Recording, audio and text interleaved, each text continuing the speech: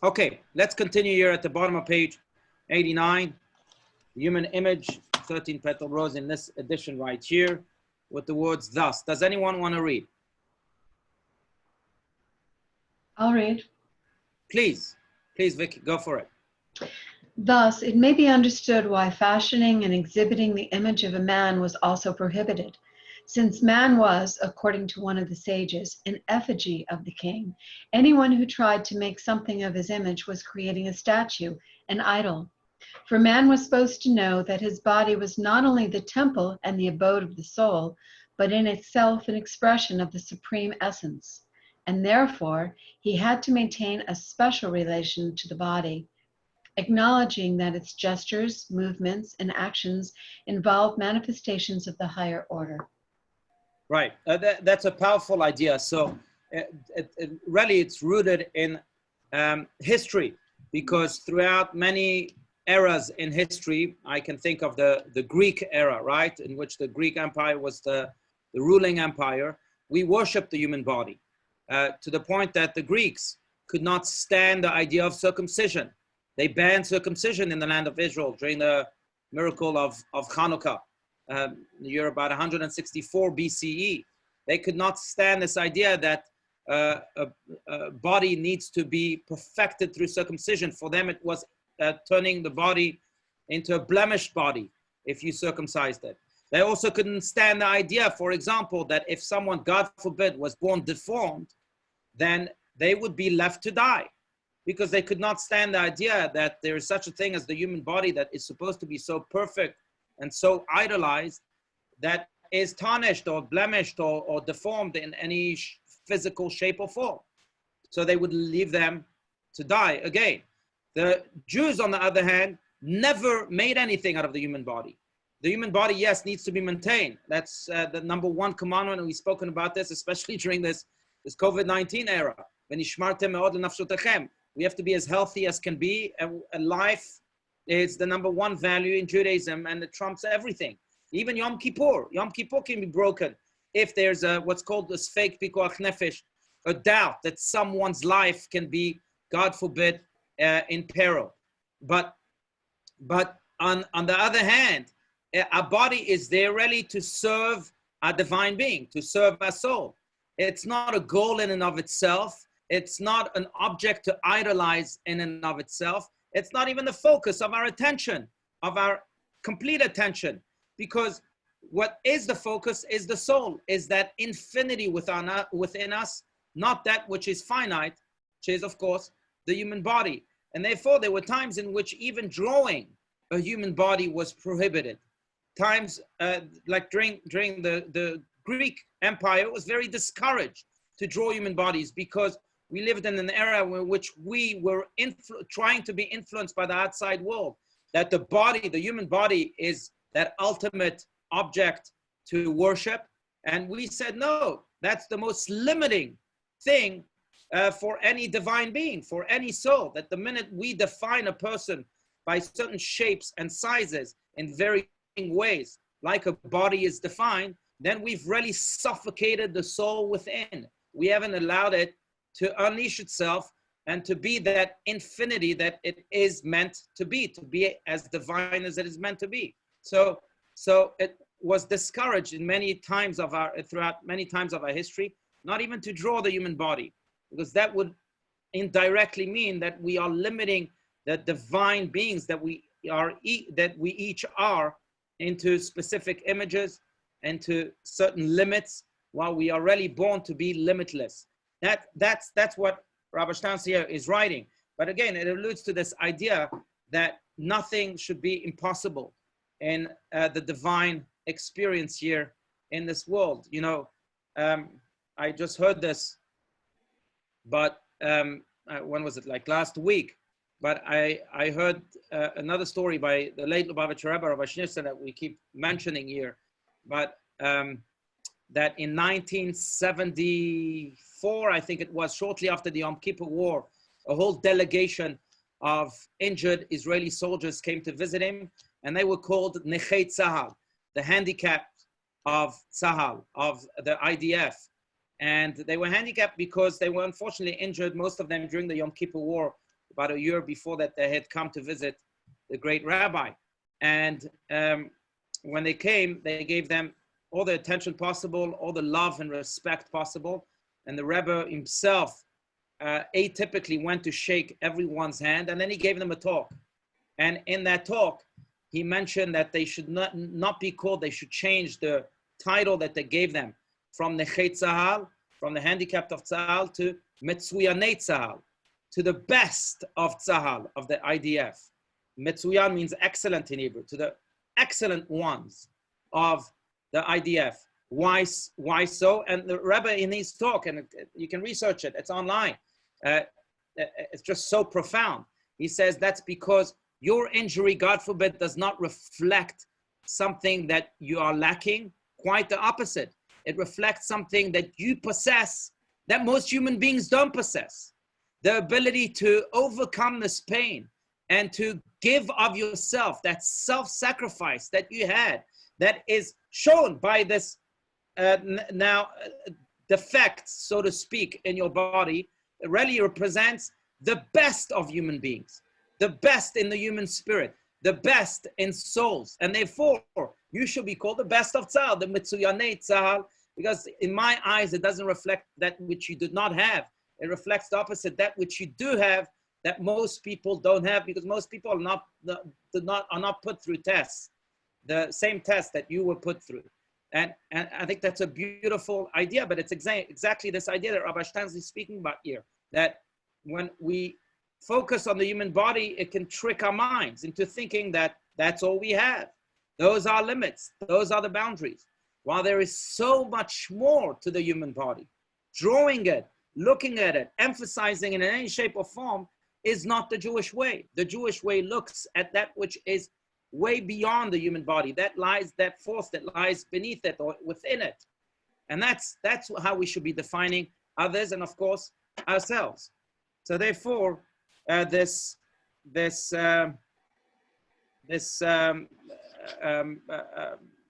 putting aside the human image and the human body altogether. I'm open again. I want this to be much more of a discussion of comments, of disagreements, of questions than can be. So please feel free to speak your mind. Otherwise, we can develop this idea a little bit more and continue on. Yeah, yes, Gina, please. I have a question, actually. I've had it for a long time. Now, finally, I can ask it. It has to do with photography. And it has to do with photographing our bodies and the, sort of the cultural obsession of photography, of selfies, and it goes on and on to an extreme. But here's my question. Is it not in some way immodest? Is it not in some way a little bit narcissistic to photograph ourselves at all? When I think of the photography that we have in our home, it's of our children, when they were babies, and I look at the various stages of development and growth, and I'm very grateful that I have that to remember them then. But in essence, the amount of photography and posing and embellishment and grandiosity that's associated with photography, help me understand that. And I know there are Jews that don't wish to be photographed. And is it perhaps connected to that? No, it's a powerful thing, because you're right, especially in our day and age, where this concept of selfie now exists, where everyone feels like they have to photograph themselves. It's interesting to note, and I'm no expert in this, I'm sure there are photographers among us that know so much more about the history of photography, but it's interesting to note that, the human being has taken the center stage of photography these days, as opposed to previous days throughout history. Monet painted nature, and even when Rembrandt painted human beings, it was the noble ones. It was to create an idea, not a person. But today, we have become so self-oriented, so body-oriented, like you are pointing out, that photography has taken a turn in focusing now on bodies rather than on souls. I think it's reflective, certainly, of that which is lacking in society. The ability to see people as souls, not as bodies. To see the beauty within, not the beauty without necessarily. To know that there is so much more to what the naked eye can see. And unfortunately, you know, you're right. I mean, photography, I think, you know, architecture in general, there are things in society that reflect the psychology of the century. And unfortunately, photography reflects just that. You're right. I mean, I would encourage everyone to, it's a great talk. I mean, it's a great TED talk, but to go to TED online and look up Chief Rabbi Jonathan Sacks's talk that he gave maybe a year or two ago. It's a TED talk about this phenomenon of selfies, and he encourages everyone to abolish that. And in his words, almost verbatim, he's asking everyone that every time they think of selfies, of the word self, they should substitute it with the word other. Instead of thinking of self-pity, then switch that self-pity to other pity. On, you know, self-aggrandizement, other aggrandizement, whatever it may be. But we should really switch from that point of focusing on the body, on the self, on the me, and the physical aspect of ourselves, really to the other. Hopefully that will help. Instead of taking selfies, let's take otheries. And not just with, you know, with our cameras, but also with our deeds. I think that will make the world a little bit better. Yes, Joyce. Yeah, I think many people know my son, my older son, has cerebral palsy, and he walks with a considerable limp. And he's experienced enormous rejection in every area. And it's been very painful for him. And I keep reminding him of his soul. You know, I do my best, but I'm not the whole, I guess I'm the whole universe, but I'm not the whole universe. And I just tell him that he has such an important purpose. And I know it's painful as a mother. I don't like to know how he has been rejected, or he's been made fun of, or, you know, the insensitivities of humanity. Right. And I don't know what else to do except encourage him and to love him and know that, and it has taken an effect on him, of course. Right.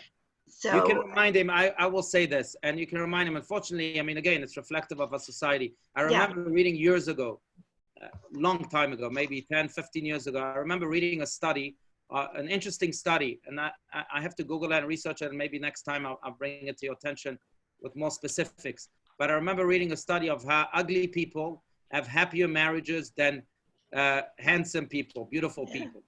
And the study, it's an interesting study, but the study's point was because when you're physically beautiful, then often your marriage happens because of physical beauty, but very quickly you realize that that doesn't last. That's very, you know, very temporary in life, and then you're stuck with the character that you didn't know existed because you were focused only on the physical beauty, and it creates great tension in marriage. But ugly people don't get married because of their outer beauty; they don't have it, so they automatically have to focus on that which is truly important, and therefore they have happier marriage. Story like that in the Talmud, but as a story about Rabbi Yoshua, who was also very ugly. The Talmud says that very clearly, and maybe I shared the story with you before, but he was close with the Roman government and with the Roman officials, and he once bumped into the Roman princess in the streets of Israel, and she says, "Gosh, you're so ugly," and she says to him, "You know what? You're right, I'm so ugly, but I have a question for you today. My question is, when your father, the Roman emperor, the Roman governor, whatever he was, when he drinks from his wine, does he keep his wine and drink from his wine from golden vessels, as should, you know, as is appropriate for a king, or not?" And she went to inquire, and she really realized that the wine was kept in wooden barrels. So she immediately instructs the soldiers, "How dare you keep this wine in wooden barrels? Not fitting for a king. Keep it in golden barrels." The next time the king had a feast, ordered for some wine to come, and the wine was completely sour. And he says, "Who's responsible for this?" And they told him, well, it's your daughter. She told us to switch the barrel. She says, well, who's responsible for this? And the daughter says, it's Rabbi Yoshua. He said, oh, maybe, you know, what type of barrels does he keep his wine in? And I said to him, wooden. I said, well, is that really fitting for a king? He said, so it's his fault. They called Rabbi Yoshua and they said, explain this for us. And Rabbi Yoshua said, it's very simple. Your daughter called me very ugly. And I was trying to make a point that wisdom is only retained in an ugly vessel, like wine. Good wine can only be retained in ugly vessels too. The minute the vessel becomes golden and becomes too beautiful, then it can make the wisdom within sour, because then all the focus is on the outer beauty, on how I can maintain that. And there's less focus on that which is within, giving it, of course, less opportunities to develop itself, making it sour too. Again, the same story from the Talmud that proves the point of the study just mentioned. But yes, Vicky, you were raising your hand.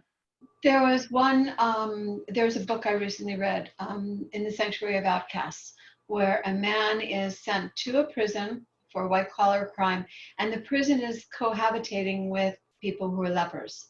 And when he first got there, he was talking about how ugly they were. And when he got to know them and got to know their personality, it was reminded of when he was in college and he was dating the most beautiful woman on campus and how important that was to him. But after looking at her, she wasn't so pretty after a while. Where these lepers became more and more beautiful inside. Right. And I think that's, Joyce, something to tell your son too, because whether you are ugly or pretty, they're going to say something about you if you're not in the right group or whatever, especially younger kids. They're very mean. But that beauty internally is so important, because that never goes away, where the external does go away unless you have a good plastic surgeon. Right. Well, he's very handsome. He's very. Speaking about I was just talking about what he deals with in his physical. Right. But thank you. It's all the same. Thank you. I have a saying too that I learned from someone who was all scarred up on a plane ride, and what we're talking about, and he was burned severely, had scars everywhere. And by the time the plane ride was over, he was a speaker, and he's an amazing man. Anyway, and by the time the plane ride was over, I didn't see any scars. And so I said, scars are markers of where you've been, not where you're going. Oh, beautiful. Scars are markers of where you've been. It's what happened, but it's not where you're going. And he was such a beautiful, beautiful man. Beautiful. Chana, yes, one more, Chana. Oh, I was just going to say that I was watching Nipsey Russell once, the comedian. And he said, I always marry ugly women because when they leave me, I don't feel bad. Okay.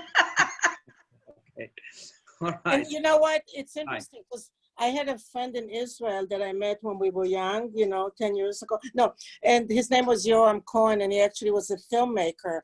And I hadn't seen him in years. And then I visited him and his wife. They became very religious.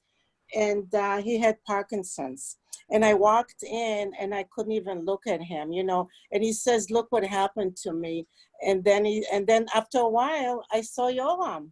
I saw Yoram like I did when he was 21. When he married his wife. So it's true. We end up seeing people. Beautiful. Who they are. Yeah.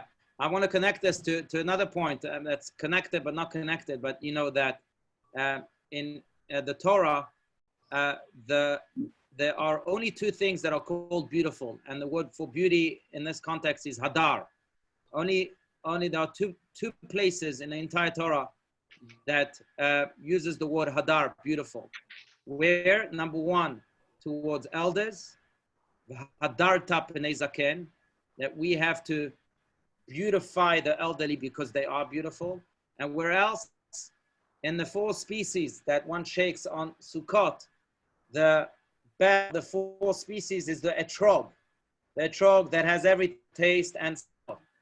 That etrog, that fruit, is called pri etz hadar. A fruit that again is beautiful. Why? Because they both speak to this idea, what is beautiful? You can say, well, the elderly are not beautiful. The younger people are much more beautiful. But no, true beauty in Judaism is not the outside beauty, it's the inside beauty. They've accumulated the wisdom and the experience that no young person has ever accumulated. And same with the etrog. The etrog is used and used and used. But at the end of the day, it's a fruit. It produces seeds. And that in of itself is what makes it as beautiful as can be. You know, I'm speaking of the etrog, I'm reminding another story and then we can move on, or unless there's other comments and ideas. But I remember the story of one of the Hasidic rabbis, I forget which one, maybe the Lubavitcher Rebbe also, that would give his 4 species for everyone to bless on Sukkot. And one day, so many people used it, thousands of people, that etrog had lost its color, it become all brown and all deformed. And someone came to him and said, I don't know if you can continue to bless these 4 species throughout Sukkot, because the etrog looks pretty damaged. It's certainly lost its status of pre-Etz Hadar, of being so beautiful. And the Lubavitcher Rebbe replied, I think it was the Lubavitcher Rebbe, he replied, well, there's nothing more beautiful in my eyes than an etrog that was blessed by so many thousands of people. That's what beauty is. Not the outer appearance again, but everything that it has within. So that's what Rabbi Steinsaltz again is saying here. Now, it's not saying that the body is not important. I want to make this point. It's not saying that we should abandon and ignore the body. No, the body has to be healthy again for it to serve as a healthy channel. You know, Maimonides writes, and many others write, that nefesh bria beguf bari, which means a healthy soul in a healthy body, which again means that you can only have a healthy soul if your body is healthy. If your body is weak and frail, then your soul won't be able to act out the way it wants to act out, with all of its power, with all of its energy. And so you need a healthy body, but can't become the only source of our focus. It has to be secondary to the soul. It has to be, again, a vessel, a channel to the soul, but maintained nonetheless in the most healthy way possible. Okay, let's continue again, unless anyone has anything else to say. So we're on top of page 90 again, right here in this book. Does anyone want to read? Since like his soul. Anyone? Okay, Rabbi. Please, go ahead. Okay, since like his soul, the body of man is oriented to higher essences.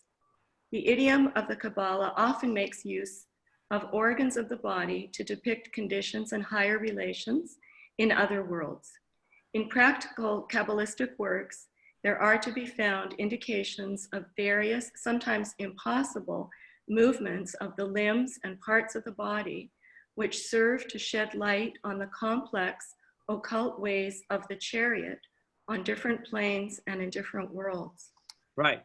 So the body, because it needs to be a vessel for God, for the soul's mission here in this world, of course, it is also aligned with the soul. Not just the body in its entirety, but every single part of the body has to be in line. So the soul, for example, has a mission to give tzedakah. Simple as that. So the hand is the part of the body that's aligned with that side of the soul, that calling of the soul. And then the soul wants to walk to visit the sick. So again, the legs then are aligned with the soul. So the parts of the body are already aligned to a different segment of the soul, to a different calling of the soul, to a different side of divinity, so to speak. I'm reminded of my father. I remember years ago, I was a young teenager. I was walking with him to shul, to synagogue on Shabbat morning, and he had just broken his leg, and I was pushing him on a wheelchair. And we lived in this neighborhood, which was quite religious, in Har Nof in Jerusalem. And on the way to synagogue, someone stops. You know, Israelis have no barriers. They'll speak their minds, whether they know you or whether they don't, whether they're complete strangers or not. And this complete stranger stops us and says, "Oh, what happened to you?" My father says, "I broke my leg." He says, "You know, it says that legs represent the faith of a person, because legs support a person. Therefore, legs represent emunah, supports faith, is the foundation. And for the legs, again, are aligned with the emunah of a person, the faith of a person. The guy says to my father, if you broke your leg, maybe you have a lack of faith, lack of emunah, maybe you have problems with that subject, and you should work on it. A very nice thing to say to someone who just broke his leg. Anyway, we continue on, and a Hasidic Jew bumps into my father and says, oh, what happened? Someone also, again, a different stranger. What happened? And my father said, I broke my leg. And the Hasidic Jew then says a whole different approach. He says, yisurin shel ahava. This is what we call in the Talmud suffering of love. What this refers to is a passage in the Talmud that says that if an affliction came upon a person, he should examine his ways. Yefashpesh b'ma'asav. Examine his ways. Maybe God is telling him, hey, there's something that you need to recalibrate here. If pishpesh b'ma'asav velo matzah, Talmud says, what if I searched my ways, I don't find anything wrong? Then a person should know that this is suffering of love. It's God saying to the person, I love you. I'm just trying to tell you, hey, I'm here. I'm loving you. I'm embracing you. Maybe too strong. It's like sometimes our parents would hug us and suffocate us at the same time. They didn't mean to. It's just suffering of love. Same year, I'm giving you a suffering of love, a whole different approach than the guy a few minutes before that was saying. But going back to the first guy, he was also speaking truth. Not that my father had any problems with emunah, I don't think.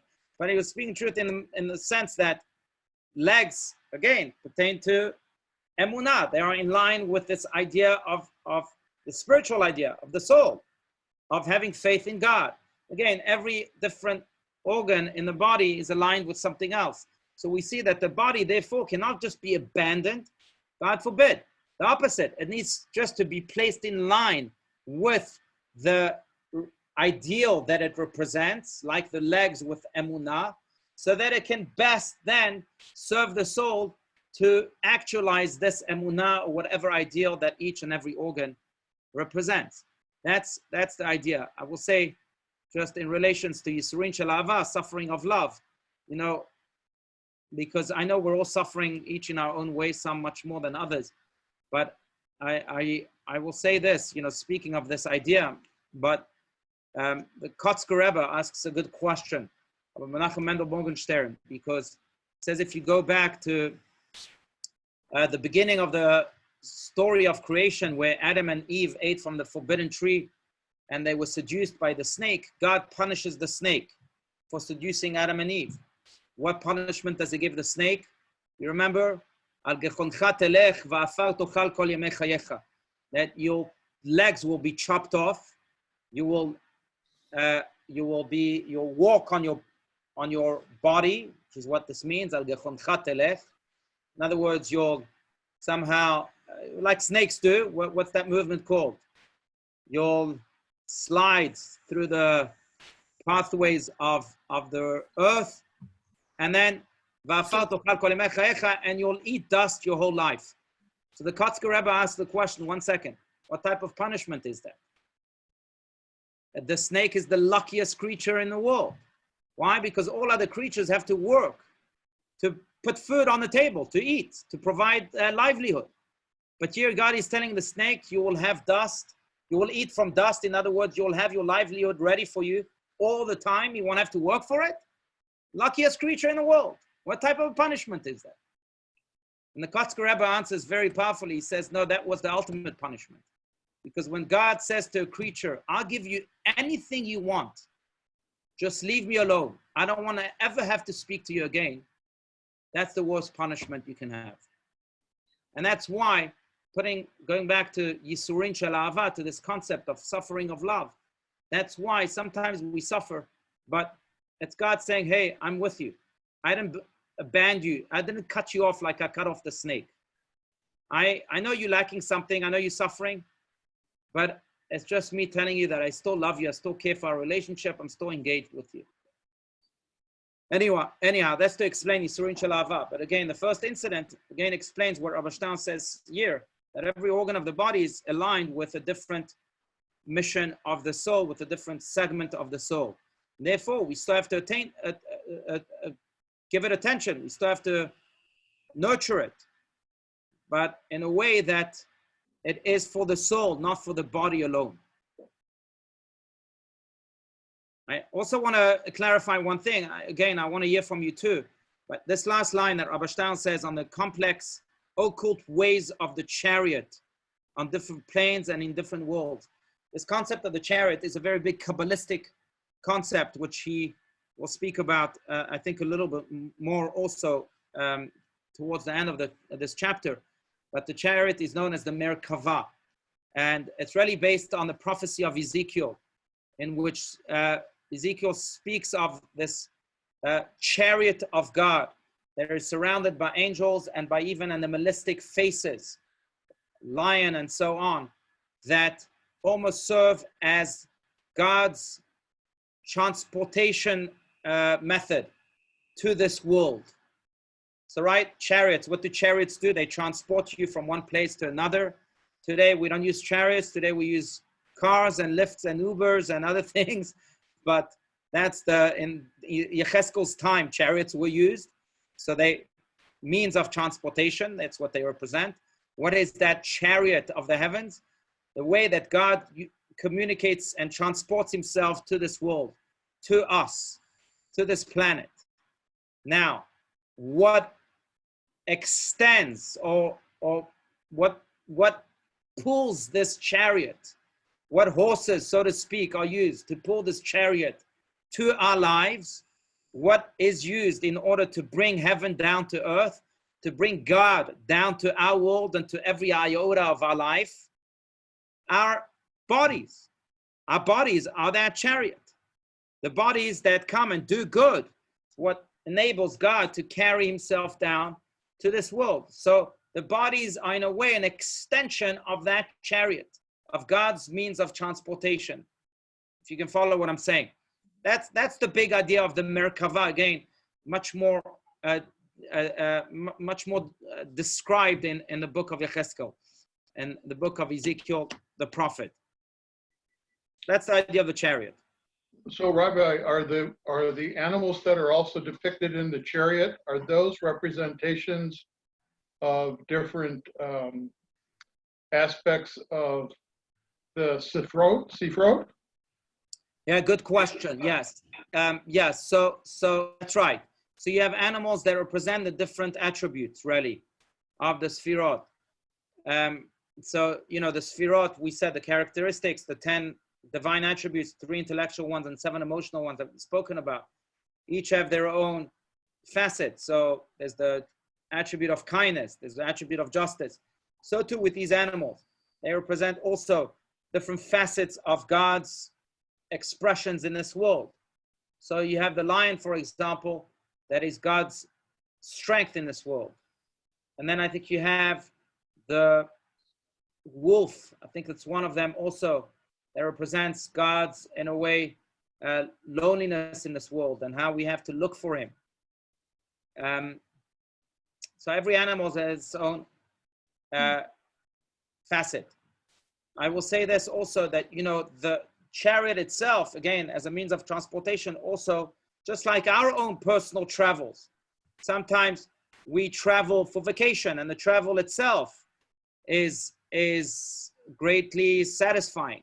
Sometimes we travel to reach a specific destination. We couldn't care less about the travel itself. So too with God's chariot.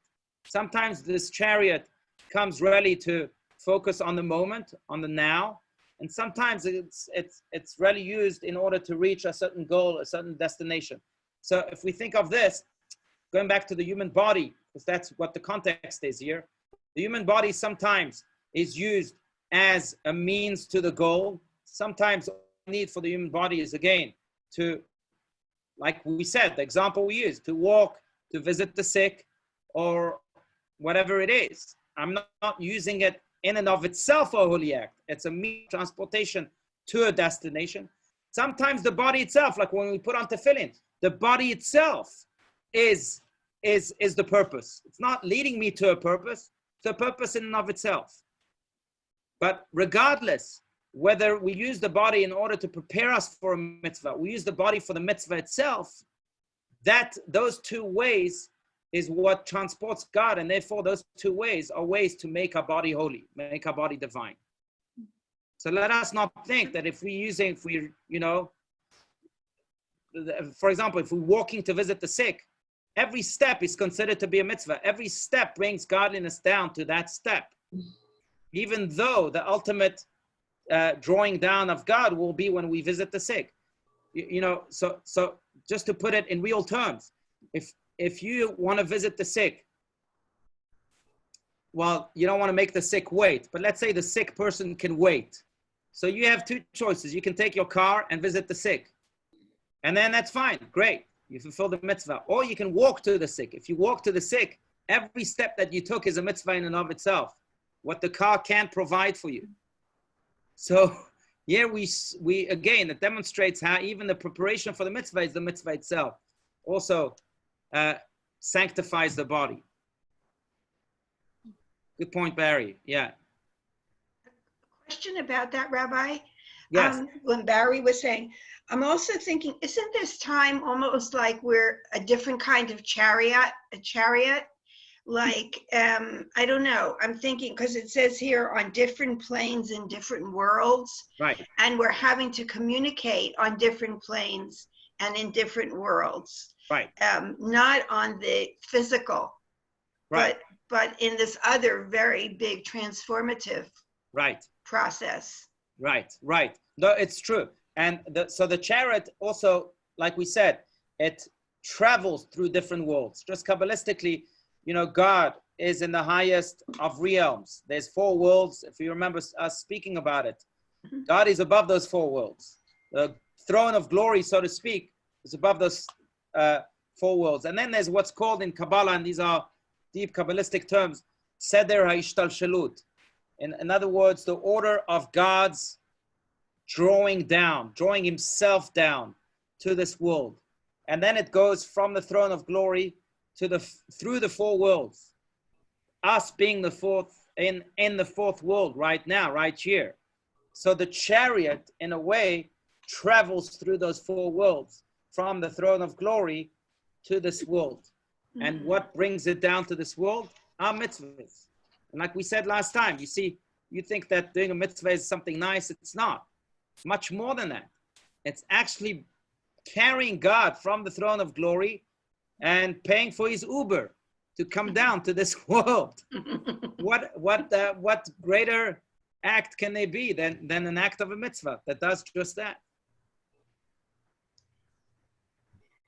Yeah. I have a question, a little off the topic, but similar topic.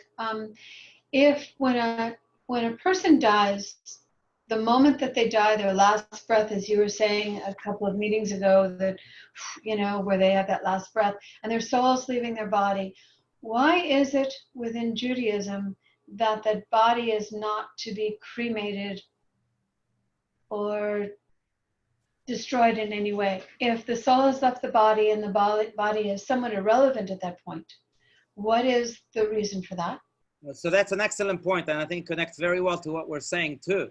So the body, and we also spoke, if you recall, right, of the righteous whose body were left completely intact because they had turned their body into such holy object, so to speak. So when the body is used for mitzvahs, it becomes sanctified. And therefore, when a person dies, there is a piece of God in that body. And therefore, we can't cremate it. It's holy.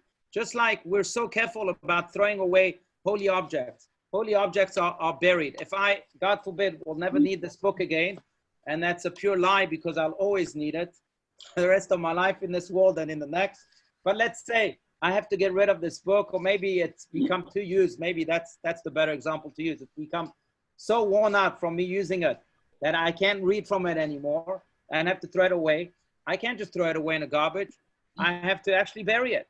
Why? Because it's holy. It's got holy words. It was used in order to engrave this holy ink on it. So I can't just throw it away. Same here with the body. The body was used in order to engrave holiness into it. And therefore I can't just cremate it. I have to bury it because it's become such a holy object. And yet, isn't it a mitzvah to donate the body to help others for their eyes, for their body parts, etc.? Right, that excellent. So the only way, just like it is with this book, by the way, the only other way to get rid of this book, if I'm not going to bury it, is if I use this book for a mitzvah. Say, for example, I turn this book afterwards, these papers, into, I don't know, I turn it into a big board so that I write the Kaddish on it for everyone to see in the synagogue, or whatever it is. If I use this for a mitzvah afterwards, then I don't have to bury it, even though I might be destroying it in the process of doing it. Same year, if I use my body to save a life, then it continues its holiness. Then it even enhances its holiness. And therefore, I'm not relating to my organ donation as a destruction of the body, God forbid. Quite the opposite, as an enhancement of the body, as continuing its usage for holy purposes. And yet my book is on this. Oh, That's what I was going to ask. My book is on this. It's also on a Kindle. And to me, the book itself, purchasing the book is absolutely meaningless. The paper is meaningless unless you absorb it and study it and read it. So other than that, it's merely ink and paper. you're right. I mean, you're right. And that's why if I had never opened this book, it was brand new. And really, I could throw it away. But because I've used it, now these words, now all of a sudden, because of me using them, I've come to life. And they've come to life, turning this whole book into a holy existence. And it's interesting, you speak of the phone, because I have also holy text here. You know, I use it sometimes for Tehillim, like I just used it at the beginning of this class to say some songs. And there's a whole halachic discussion by modern day halachic, geniuses of whether then after this usage now of a phone for holy purposes, if this phone can be thrown away. Can it? Can it not? Now I'm no expert. I don't know the difference between software and hardware. Oh, a little bit. But it's a software that enables me to study it. So the software means that it has any type of existence really in this world or not. And I don't know this. So that you have different halachic opinions. And some extreme halachic opinions will tell you that you can throw your phone away after using it for any holy usage. Rabbi, This idea, yeah. Yes, Hannah. I have a question. So I remember years ago, a lot of this stuff was on CDs, which is, a CD where you can put it into your computer and read it. And people said you cannot throw it away if it has any words of Torah in it. Right. Do you know anything about, can you comment? I remember there was a thing called Project Hashut, even before Google came up. And the Shut project, She'alot V'Tshuvot, stands for She'alot V'Tshuvot, questions and answers, which basically had the whole Torah in a CD. I think I know what you're referring to. And that, indeed, that caused this whole argument. Can we throw away this Shut or not? Some said yes. And by the way, they've used this for this argument too. It's a question, it's a question, and it's a valid one, because again, that we don't realize the power we have by turning the material world into a world that is used for mitzvahs. We make it holy, we make it divine. Yes, Robin. I don't think it matters, because whatever we have on our phone is in the cloud, so it's never thrown away. All right, good point. Now Good answer. Good answer, Robin. Very good. You download it, and it can be in a SIM card. There's a whole lot more to that. Right. And to me, it's when it's in your mind that it becomes holy, not when it's on paper. The paper is not holy until you have absorbed it, and then it's your mind. So the rest of it is nebulous. Because if you no longer have your sight, you still have it in your mind. No doubt that the mind is the greatest benefactor to this. But I will say that there's physical impact on the paper. The paper is no longer the same paper it was before the words came on it. But I think there's also a spiritual impact on the paper. Just as there is a spiritual impact, there's that scientific experiment that they made on plants. They took with music and then with words also. They took different plants, and one plant they cursed, the other plant they didn't say anything to, and the third plant they blessed. Same with music. I think one plant had classical music, another plant had maybe jazz music, and the third had rock and roll music. And the plant that was cursed was not growing, and the plant that nothing was said to was growing in a very slow pace. And the plant that was blessed was the plant that was growing more rapidly than usual, because we have the power, we have the actual power to, now it's a scientific experiment, but it's a spiritual one too, because we have that power to turn even plants, physical objects, into holy things. So I think you're right. The greatest benefactor is the mind and is us. But there is some imprint left still, I think, on the papers, on the plants, on whatever we may be using for our mitzvahs. So, Rabbi, I have a question, and that is, if someone has a thought, so Rabbi Steinsaltz had a thought, and he thought he's going to write a book, and that the book ultimately would become the 13 Petalled Rose, and that it would become initially written and printed on paper. And so in the process, from the very beginning of the creation of his original thinking to the words, let's say, that we're reading, and everything in between, there is connectivity and there's holiness. Vicky, what I'm a little confused about, if this book was never seen and never read, but existed in reality, would the words in it, just like a holy book, a Torah perhaps, or a Siddur or a Mahzor or something that nobody's ever touched for whatever reason, are these in reality still not holy? If they were never touched before? Yes. That's a great question. Again, it's a question that's asked in halachic sources, all sorts. But if a book, the consensus is that if a book was never touched, the words in it remain dead. What brings them to life, what brings them into any type of existence, our usage of those words, our reading of those words. It's almost like the example you just used.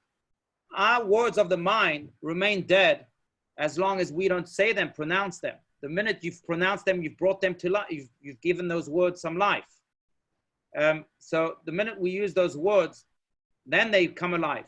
And therefore, if you've never ever used them, there are exceptions. The Torah scroll is an exception because the Torah scroll has other features and aspects to it. But a regular book like this one, if you've never used them, technically, halachically, according to many opinions, you can just throw it away because it remains a technical book, nothing alive.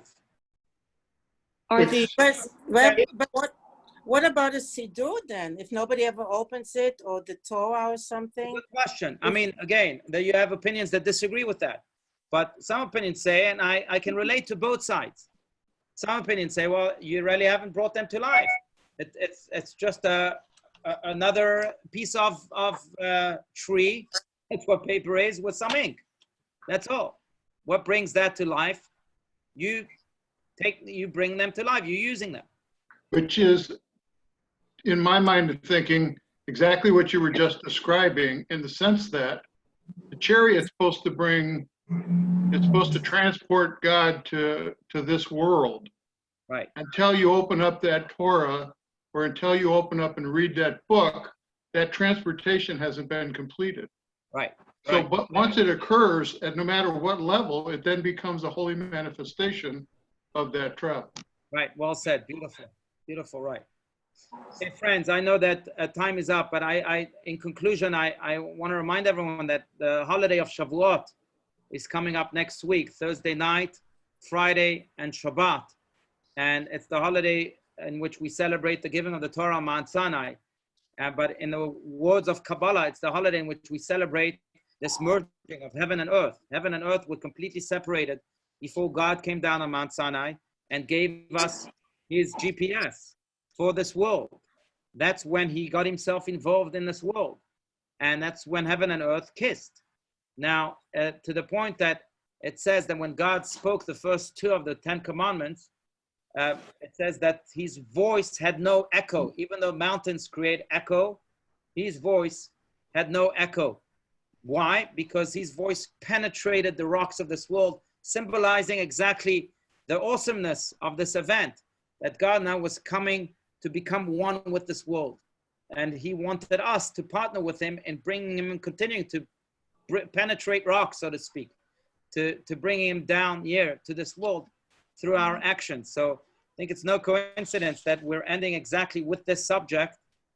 And just before the holiday of Shavuot, we are bringing this world of the heavens down to this world here of the earth, and continuing to do exactly that which the holiday, the first holiday of Shavuot, sought to do, bringing God down to our lives, heaven down to this world.